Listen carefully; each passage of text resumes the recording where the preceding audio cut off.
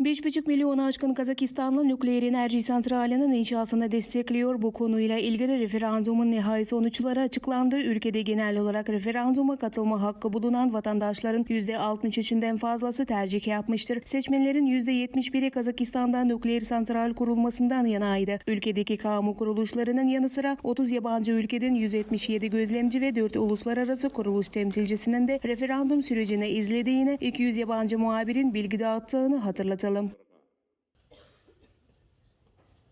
Şet memleketler men halkaralık uyumdardın baykauşlarının yabancı ülke ve uluslararası kuruluş gözlemcilerinin değerlendirmesine göre referandumun mevcut ulusal mevzuata ve devletimizin kabul ettiği uluslararası yükümlülüklere uygun olarak düzenlendiği, sivil toplum temsilcilerinin aktif olarak katıldığı ve referandumun açık şekilde gerçekleştiği kaydedildi. Vatandaşların bilinçli tercih yapabilmeleri için en uygun koşullar sağlandı.